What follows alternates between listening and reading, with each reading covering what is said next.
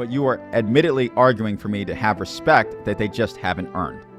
Respect just simply doesn't work that way.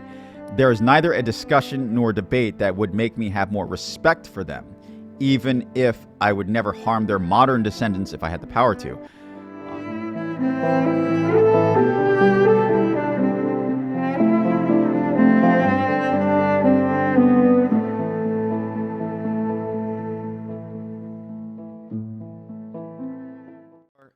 Acknowledge all of your ancestors, but only give respect to each individual one or type where it is due. What you respect and what you won't about this or that ancestor will ultimately depend on your personal values. What forms your personal values will be determined not only by your genes, but also by how your environment has shaped your point of view as you've grown and self-actualized. This is why I never claim to speak for all self-identifying, self-acknowledging, or self-aware mixed-race people. Why? Because the sheer vastness of possible combinations pertaining to mother-father combinations, parenting styles, and environments make it extremely foolish for me to think that every mixed-race person would agree with me, even if I was actually objectively, mathematically, semantically, or empirically correct in my respective point of view. Sometimes it's not actually about reason. Most times it's actually about emotional preference and social survivability. So in essence, let's take Pan-Africanism, for example, as an ideology. The main leaders of Pan-Africanism always want or like to hear that even a perceivably black person born from a white womb chooses to identify as black. Even though they may be empirically white on their respective gradient through the harsh reality of their maternal chromosomes, it could be, and usually is, simply a matter of ideologically driven preference that the mixed race person was socially pressured into having or simply raised to have, in combination with a lack of awareness that they could indeed think the way that I do. To think like I do, you have to think empirically before you think ideologically. Even though I am not devoid of an ideological bias, it is that what my ideology is, or so happens to be, yields to that which is empirical as superior due to my personal values. In other words, I do not change facts to suit my ideology. I continually update my ideology to suit the facts. But in something like Pan-Africanism or even white identitarianism, because I do not mean to only single out Pan-Africanism in the overall point that I am making in this video. Skin color-based ideologies that stop at the end limits of the soft sciences, rather than going the extra step into the hard sciences the way that mine does, don't really care or value what I do. Or even if they claim to, their actions typically do not match their words. Right? So the varying permutations of Pan-Africanism like recruiting people into their respective ideological point of view, even if the manner of doing so is in alignment with bygone Jim Crowian one-drop rule politics. Just like how the varying permutations of white identitarianism tend not to consider things further beyond the initial phenotype of a common white person, even if their respective new recruit, their quote-unquote new recruit, is empirically incorrect in doing so.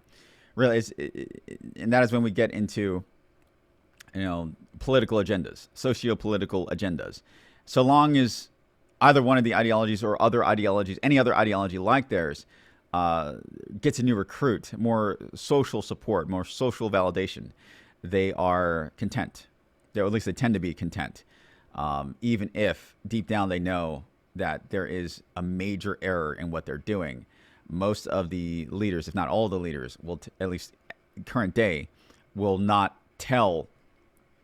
reject someone on the technical inclination or the technical truth that they're not actually black or they're not actually white, and so on and so forth.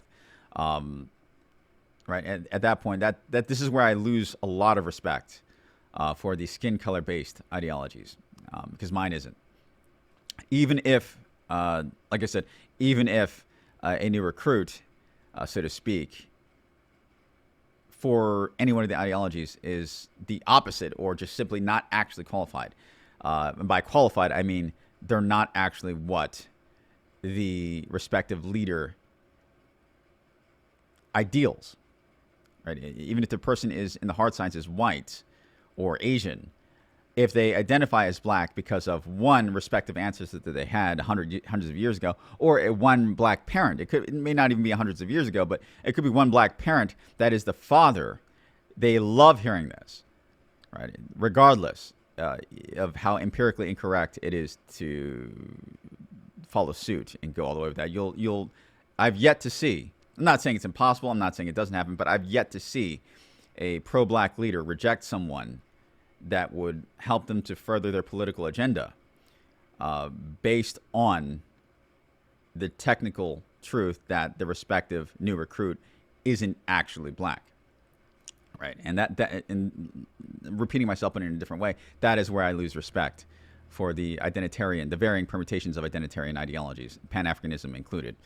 That is when you'll see them start to do mental gymnastics, and they'll raise their narcissistic defense mechanisms, and that's when things, they start to claim disingenuous acts on people like me's account. But it's really just the next level of reasoning, right? So I view the realm of empiricism here, and pure math and pure reason here, because that is where they are, especially in the world of academia. And I view the identitarian ideologies, regardless of the skin color, below that. But the thing is, my words, my way of thinking will most likely only catch on to the very niche psychographic segmentation of mixed race people who do indeed value the realm of the empirical over the ideological. And that is a very small segment of people, and I know this, right? And this is why you'll see me dismiss people who will recommend me to change my terminology or to alter some, or to appeal, to pander to a different kind of audience to get more widespread appeal, when in fact I already know the fallacy in doing so, and how that would contradict the truth, just to gain more followers or to gain more subscribers or whatnot. No, it simply is what it is. And you'll see me evolve and change from point A to point B as a new scientific update is published in a journal somewhere, a reputable journal somewhere, and you'll see me change. But you'll almost never see the skin color identitarian groups change. And that's the main difference between me and other thinkers that dare to address topics as controversial as race, or our modern understanding of race, to be more specific and truthful. And what I personally expect to see is a correlation in IQ pertaining to which mixed race people think like me and which don't. In other words, the higher your IQ, the more likely you are to like my ideas, as well as understand them. The lower your IQ, the more likely you are to misunderstand and reject my ideas. Though I do mean to emphasize my use of the word correlation, quote unquote, correlation, in expressing this notion. Correlation is not causation, right? So that is me saying that you cannot be a brilliant Pan-Africanist or a brilliant white identitarian. Just simply, I expect to see a correlation of the more intelligent or higher IQ people, depending on how you define intelligence. Because I'm also submitting right here now that IQ is not the best way to determine intelligence. I don't think any hard science thinker thinks that. It's just simply one of the best, if not the best way we have so far to date.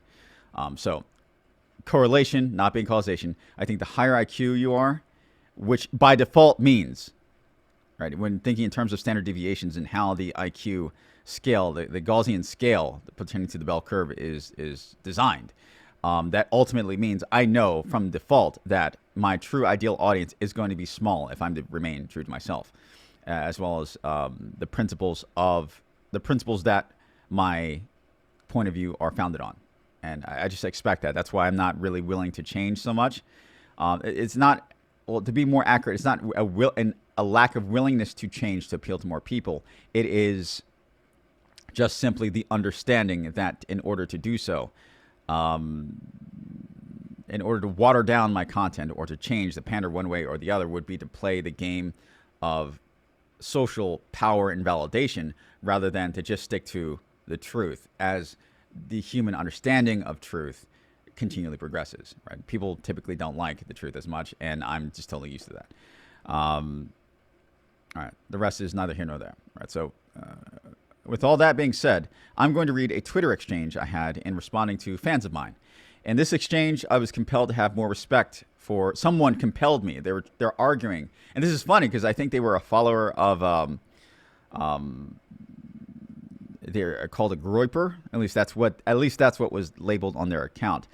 I think it was ironic that a groyper, which was, I think that's and correct me if I'm wrong in the comments, it's a follower of Nick Fuentes, who is reputed as a white supremacist. Or it's in other words, now he's being an alleged white supremacist, or I'm going to use the terminology alleged to always give the benefit of the doubt and the wiggle room for someone like Nick Fuentes to, or one of his followers to explain further if they feel the need to, which I personally, I don't think there is. He is allegedly a white supremacist, and one of his followers, or at least one of his alleged followers, it could have been a fake account, calling himself a groyper, came on the Twitter feed in order to try to debate with me in order to have more respect and compassion for my African-American slave ancestors. When in fact, I make it very clear throughout the conversation, as you'll see, it's not good to conflate compassion with respect. I have all the compassion in the world for my African-American ancestors. I do not have all the respect in the world for my African-American ancestors. And I fully acknowledge them, but respect is earned, not given. So here goes. Let me read that for you. Put this over here so you can see it clearly. Okay, so here's the tweet. I say, speaks for itself. I'll make a video addressing this archetypal person. And what this is somebody who is new to the page. It seems to be a white person. Said this. When you talk about slavery, can you do me a favor and mention that it was Africans selling other Africans to the white man? Can you also talk about the Arab slave trade that was happening hundreds of years before the whites and afterwards? Can you mention it was Western nations that fought to stop slavery, which was worldwide, and no color or creed can claim innocence in that matter? Thank you. Right, and to this, I responded, actually, yes, I can. Right, and I already have in different videos that were up and taken down in the past once Biden got elected. Right, they'll be put back up soon, reworked. You seem defensive and resentful, and understandably so. Can't imagine how much you've had to be when discussing this topic, but you can relax here. No need for what seems to be passive aggression. Right, and this got responses on Twitter. Somebody said, good reply. Whites have been so badly browbeat over slavery. We're very defensive about it now. Right. On this channel, you don't have to be. Give me the benefit of the doubt. Give me a bit more respect for your assumptions. Calibrate your assumptions when approaching me with this topic. You're not going to be demonized. Right. So, and somebody says, you do a good job at responding to your fans. I said, thank you. My secret is that I actually like most of my fans. I genuinely see them as, quote unquote, my people. I understand why I neurologically see them as my people. I understand their frustrations. I feel nothing but sympathy and empathy for their well-hidden pain. I actually care. Right, and then someone says, when someone raised from birth in the guilt stew of it's all your fault, acceptance of the magnitude of lies can be hard. Breeds anger, resentment, and a disorientation. The relief you actually aren't to blame for all the world's ills can be profound, and you want to tell everyone. All right, so this is a person named Catherine, and she's explaining the passive-aggressive nature of the person in the original tweet, right, the screenshot. And yeah, of course, that's obvious to me. Right? There's no need to explain that to me. I know that. I instantly felt frustration, and you know, I empathize with that. Somebody says, doesn't matter who sold slaves, matters who enslaved others too. Nobody alive is responsible for all actions of. So this actually seems more defensiveness. You can actually pause and read it here, and it's really just more unnecessary defensiveness. Like I'm touching on a hard topic that almost immediately triggers, even if they don't necessarily like admitting that they are triggered, and they start getting defensive. Like, again, with the assumptions, projections. Relax. When you're talking to me about this issue. It's not talking to me is not the same as talking to a pro-black person, because I am definitely not pro-black. Interestingly, it was, and here we go. Here's where we get into the actual Twitter feed that I wanted to read. Interestingly, it was mostly Jewish plantation owners buying slaves from the Jewish slave traders that went over to Africa and bought them. Right. And I'll link to this tweet in the general description. That way you can find it and read more thoroughly. But here, I say, to be honest, I don't really care who sold blacks into slavery. The number one people blacks should blame are themselves. Any other proud tribe, from the Spartans to the samurai, chose death over slavery in many cases. Most of my black ancestors were pathetically weak in character. There is zero way in hell, right? And notice I wrote the Norse hell. There is zero way in hell someone could frighten me into allowing them to R-word my wife while I just stand there and watch for fear of death alone, and certainly not merely of a whip. Either freedom or Asgard, death before dishonor. And then I say, it doesn't matter who held the whip or who made the chains, be it the Jews, the Western Christians, whoever. The Muslims, doesn't matter. At the end of the day, blacks sold blacks to someone, and the majority of those that were sold just cowardly took it in aggregate. Right? Notice I say the majority, not all, the majority. I acknowledge my black ancestors, but I do not respect the majority of them the same way that I do my Asian or European for specifically reasons like these. For any military or martial arts school worth its salt teaches that respect is earned, not given. Right? I'm not going to give a segment of ancestors more respect than they are due, especially when I have the examples of other ancestors to observe, compare, contrast, and think, when I run my own thought experiments. Let me just keep reading. Right? And I don't even mean this with disrespect, right? Even though there are tons of black people who will get triggered by this, depending on whether or not they even see this video or not. They're going to take it as disrespect, even though I really don't mean it as disrespectful. I'm just really telling the truth. Right? And I don't even mean this with disrespect, just the truth by the technical definition of the term. The original cultural C words of the American history were black males who really just sat there and allowed the creation of people like me. On one hand, I appreciate my existence. On the other, I am not about to sit here and play victim blame games for anyone, neither the whites nor the Jews, for my black ancestors' absolutely repugnantly spineless behavior. Such a legacy of weakness in character is not one I will deny within myself, yet neither is it one that I would care to die on a hill defending, reframing, or lying about either. I'm not carrying that legacy on into the next generation of my bloodline. All right, to hell with them. Right, blue pill, white people are to blame. Red pill, the Jews are to blame. Black pill, black people themselves are to blame. And acknowledging this is the only true way to leave the victimhood mindset. Right, to not blame anyone, but to understand the consequences of one's own actions and just following through with that, accepting things as they are, because you can't actually change. I can't change the past. Nobody can. Right? So their weakness bred weakness generations thereafter as well. Let's take Black Wall Street, for example. I told a group of pro-blacks years ago that I blame them not for the loss of the village more than I blame them for the cowardliness they still demonstrate in not rebuilding. Right? Me. Why not rebuild? Them. The whites will stop us. Me. So you won't risk death to simply rebuild for your own people? Hell no, right?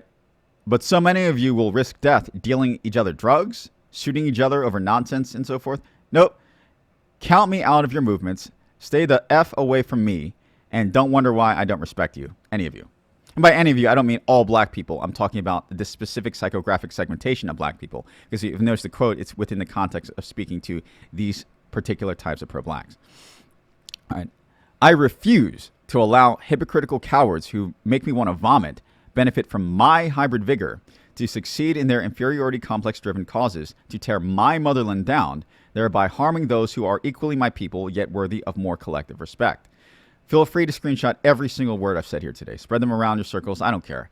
There is no slave mentality in my house. I lead a European house made by a European woman. When I die, my assets will go to her who bred hybrid vigor enhanced European kids.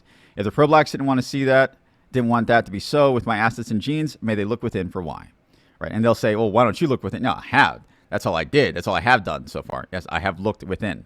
And it goes further. Someone else, I'm trying to find where someone else commented. Hopefully they didn't delete their stream. Let's see here. No, I don't want to do that. Simply... All right, people. Where's the gripper? Did he delete his comments? Did he? Don't tell me. Don't tell me delete. Wait, hold on. No, I think it started here. It branches off here. Here we go. Here we go. Okay, good. All right. So, here. It branches off. Okay, so here. The Groperton window says, you shouldn't be saying that. Besides, if they had committed suicide, you probably wouldn't be here to say it. Afterwards, I agree that all these stories count less than the current situation. And I said, like I said, I do appreciate my existence. I have found what I enjoy living for. I do see the silver lining to their otherwise pathetic legacy, nor are they my only ancestors. I'm just not going to sit here and make excuses for them when that's not how I really feel about them. My character has been tested enough in life for me to say this with iron behind my words. In every single thought experiment or mental recreation of varying events, how they reacted in general, and now of course, there are absolutely stories of individual African American slaves who did rebel and they did fight back. Right, most of them died, right, and those ancestors, even if I'm not directly connected to them, I have respect for them. They do have respect from me. But I'm talking about the general majority here, the ones that didn't fight back, the ones that really just sat there and just took pain and developed a slavery mindset. The truly free ones were the black ancestors that typically didn't make it, not because they were sick on the ship coming here, but because they fought in whatever ways they could fight, and knowing that or they ran in whatever ways they could run, knowing that it was unlikely that they were going to survive. I respect them. I do not respect the others. Right? It's just sad that the others formed the majority, and they were the meek who bred the right, in reference to I believe it's the Bible. The meek shall inherit the earth. They are the meek who survived due to such cowardice. And now we're wondering of why about the generational trauma, rather than with like the conversation between the generationally inherited victimhood mindset. Instead of we're wondering about that instead of not asking the other question, the flip side of the coin. Why don't you have generationally inherited courage? Oh no, right? And then let's start a stream of thought from that question, and what other questions can you beg? Right? I've went there in my solitude in the Chinese mountains, and that's largely how I came to my conclusion. Right? It's the mainstream media talks about generationally inherited victimhood as an excuse for so much reprehensible behavior, and then nobody dares to ask the question. Okay, well, why don't we have? What about the genetically inherited, culturally, evolutionary, psychological strengths of the African American ancestors? Where's the generational inherited psychological strength? Right, and it does exist. By the way, I'm not saying it doesn't. It's just simply, come on. What the mainstream media will pitch as one thing, will spin as one thing, while denying the existence of the other. It's just a shame. I do respect that. I do not respect the other. And it's easy to get that confused about me. All right. My character has been tested enough in life for me to say this with iron behind my words. In every single thought experiment or mental recreation of varying events, how they reacted is not how I would have reacted. I'm not saying a whip wouldn't hurt like hell, but it wouldn't stop me from defending my wife either. I'm not saying I would win every battle, but at least she would know that in the battles I'd lose, she at least would have chosen a man who would have had the correct male response necessary to defend her and his bloodline. Right? There are worse fates than death, fates reserved for the weakest humans, if not in physique, then in character. Right? We're seeing the physiological benefits of descending from African American slavery. Right? Just about everybody knows about the physiological benefits, like just how blacks are typically known for developing muscle quicker, or at least in a more defined manner. Right? I'm not saying that being black is without its benefits. Of course, there are benefits to being black, but right, when talking about the context that this conversation took place in, it's like there are worse fates than death. Right? Fates reserved for the weakest humans, if not in physique, then at least in character. Right? And then the Groyperton Winder says, well, 2, he tries to continue on, and then at the end of life, you are reduced to depending on your children or medical personnel. Right? So now it seems like he's saying this he thinks that I value strength and strength only. That everyone can stand on. It's like the bad assumption, right? And I break that down here. I think we all have moments of weakness, right? Of course we do, right? What makes the strength of humanity is its ability to be united, notwithstanding its physical abilities, right? I wouldn't equate that, and I respond by saying, I wouldn't equate that to respect for ancient ancestors from hundreds of years ago, if that's your meaning, right? He's making a false equivalence here. Collective weakness that led to the degradation of an entire people is in no way, shape, or form equivalent to the natural process of aging every single individual goes through, right? And then he tries to respond. He attempts. He says, all the ways of evolution leads to extinction. Look, by example, how many civilizations had collapsed before ours. This world is nothing else than a giant cemetery. And I agree with him to an extent. I said, all things do come to an end, yes. But what exactly are you implying or alluding to or arguing for me to do? Are you arguing for me to have more compassion? What exactly is your point? He says, yes, pretty much. I don't believe in natural selection. Everything tends to or degeneration. Oh, don't get me wrong. I have compassion for days. Respect, though, not so much, right? Don't conflate the two. All right. These are two different things. I can compartmentalize. You'll never see me go out of my way to attack black people or anything. All right. Not physically. Even if many of them may take my words as attacking, right? That's their personal insecurity issue. I can't control if they feel attacked by something I may say. But you won't literally see me go out there and shoot one just for the sake of it. No. But you are admittedly arguing for me to have respect that they just haven't earned. Respect just simply doesn't work that way. There is neither a discussion nor debate that would make me have more respect for them, even if I would never harm their modern descendants if I had the power to, with the exception of self-defense. All things come to an end, sure enough. I deny it not. But even so, I'd rather live life a certain way and meet my end in a certain way that they did not, period. And he had nothing else to say to that because I'm correct, ultimately. As reprehensible as some black people may view my ideas or my way of thinking, it's correct, or at least sound. It's just really hard I'd imagine my way of thinking, the way I view my black, the majority, not all, but the majority of my black ancestors. It's hard on a pure-blooded black person's mind. And I'd imagine it's really difficult because if they try to truly empathize with me and give me a good faith connection in order to see things my way, I'd imagine many, not all, but many would feel emotionally crushed by the way the different dimensions I am able to see the same things that they are taught as weakness instead of strength, right? And that, imagine the collective pro-black pride, how that would be absolutely devastated in general by the way I view things.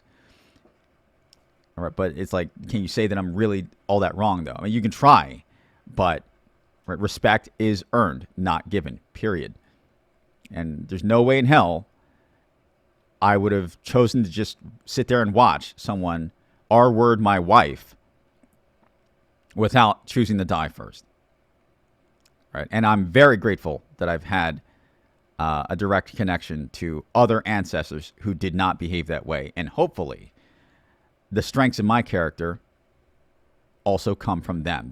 Thankfully, and the more I reflect on this, I think that really is a huge contributing difference as to why I turned out so much differently. And I'm very proud of that. I am no longer ashamed. Thank you, right? Ancient ancestors who were not the slaves, who did have the master mentality. Thank you for passing that on to me. I appreciate that.